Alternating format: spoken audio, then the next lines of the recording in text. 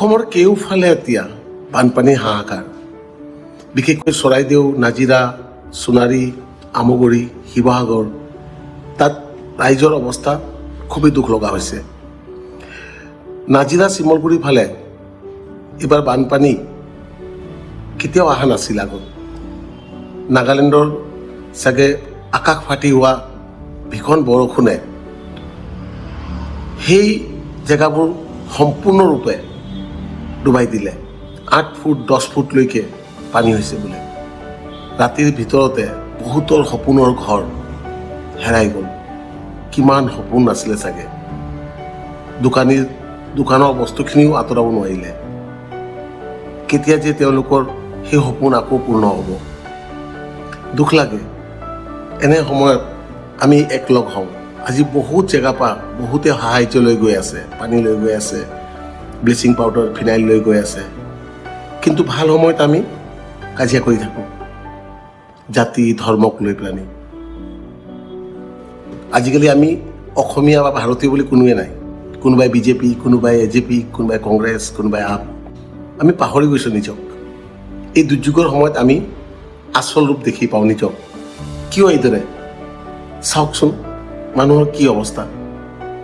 কেতিয়া আমি একলগ হৈ আজিৰ দৰে এক হৈ থাকিব পাৰিম? আহক সকলোৱে এই দুৰ্যোগত যিসকল ভুগিছে তেওঁলোকৰ ওচৰত থিয় দিওঁ। আৰু মোৰ চৰকাৰৰ ওচৰত বিনম্ৰ নিবেদন, সেই সমষ্টিৰ বিধায়কসকল, MP সকল যাতে এইকেইদিন তাতে থাকে। চৰকাৰে যিমান ফ'ৰ্চ পাৰে তাত নমাব লাগে। এজন মানুহ যাতে নুভুগে। এতিয়াও মানুহবিলাকক উলিয়াব পৰা নাই। মোৰ তাত লাগে 115খন, মোৰ সমষ্টিত লাগে 115খন নাও। মোক দিছে 12খন নাও, 12খন। এতিয়াও মানুহক চৰকাৰ সম্পূৰ্ণ ব্যৰ্থ। মানুহক এক টোপল পানী, এক বটল পানী দিব পৰা নাই।